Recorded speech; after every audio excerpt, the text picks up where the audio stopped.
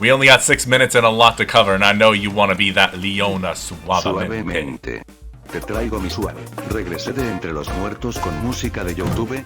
My god, I love that meme. So why would you want to pick her in the first play? Well, it would primarily be because Leona's two biggest advantages. She is extremely tanky and she has an outrageous amount of CC. Now, her mobility is basically non-existent, except for her E, which you can use to get in on people. She is very much an all-or-nothing champion, and she is extremely hard to kill when ahead and hard to come back with when you're behind. Alright, thanks for watching. I hope you enjoyed the...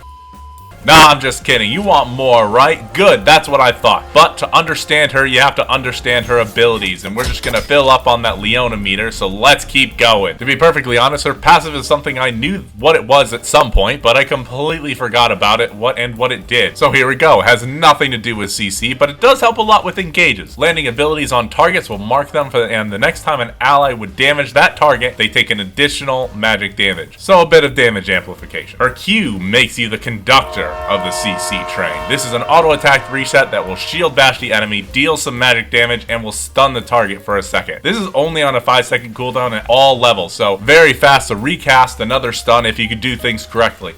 And you usually only level this once, and you level it up last, because it doesn't really help getting the CC train going, because it's always a straight 5 second. But it's like Snowpiercer, it always keeps going, baby. I know that babies taste best. Whoa, whoa there, Captain America. Her W is the tanky to tank all tanks. This gives you a ton of bonus armor, magic resist, and flat damage reduction for 5 seconds. And after that time, it'll explode, dealing some damage. Not really a lot, but if you do hit an enemy with the explosion, you get an additional 3 seconds of the extra resistances. Now that's not a lot of damage. Her E is the magic extendo blade. This will throw out a sword of light in a target direction, deal some damage, but the best part is that if you hit an enemy champion, it will bring you to them. Now kiss. Last up we have Smite. This will bring down a sunbeam, dealing damage to any target it hits. There are 2 zones active on this ability. If you get the outer edge of the explosion, they will be slowed for 1.75 seconds, but if they're in the middle of the explosion, they're instead stunned for that time. Honestly, her abilities are pretty straightforward and easy to understand, but you do want to take advantage on how to chain these together to get the maximum stun possible. And if you do it right, you get like a 3-second stun lock on the champion, and that's awesome. It's glorious, it's fantastic. But if you surprise someone out of the brush, getting the Q, Alt, E, Q combo, that's a fantastic CT train, but usually you'll just get an E, Q, Alt combo to just kind of lay down a nice foundation of CC. Now I see your Leona meter filling, and we're starting to obtain our Suavemente. But I hear you asking, what are the runes? I got you, fam. They're gonna be tank ones. Aftershock for more tankiness, Font of Light for some ally healing, conditioning or bone plating, honestly either is fine, and unflinching or overgrowth. Just look at the runes, any of them are really good. Then next up we take inspiration for Hex Flash for more flash engages, and Cosmic for our big brain. You can also do main inspiration tree, and it'll look something like this. Items, you guessed it, baby, we're going tank. We get Solstice Slay for even more ally healing and movement speed. Then after that, tank. You know, just build tank items, you know. Just look at these tank items. They're all great. And that's it. We filled up our meter and we're max suavemente. If you're enjoying the content, please subscribe. If you're liking the video, give it a thumbs up so other people can see it too. And comment down below with anything that I missed. We did it. We're in the game and we're going to take this map and these mixed strengths as booze helps dull the pain. And we're Leona, so we're going to take nothing but punishment. But that's okay because we like it. Now at level 1, we want to do nothing. That's right, nothing. We start with our Q just in case someone engages on us. We can Q and walk away. But our power spikes are at level 2, 3, and 6. So at level 2, we want to go all in as long as our ADC is willing to follow up.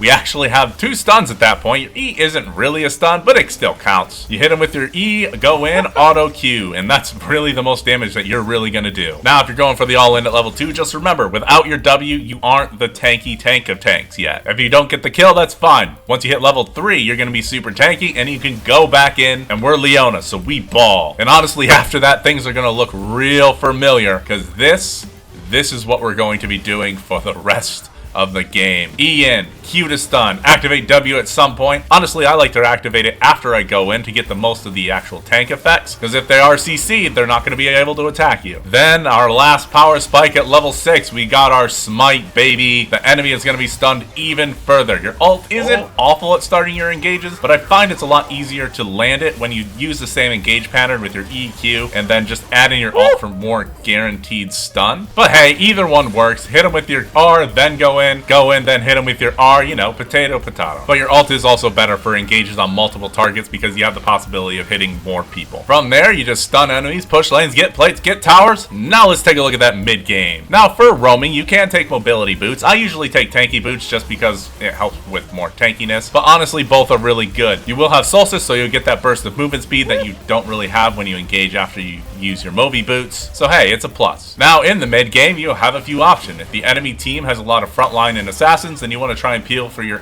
ADC as much as possible. If you are the only engaged, sorry ADC, we need to act our part. If you already have an engage, then you can make the decision to peel or be the frontline, whatever you kind of need at that time. But I like to engage. It makes me feel like I'm being an active part of that team. At least I know I have some follow-up. And that's really it. We did it. We won the game. And if you enjoyed this video, check out this one as we find out how good Ashe support can really be. Talk to you later.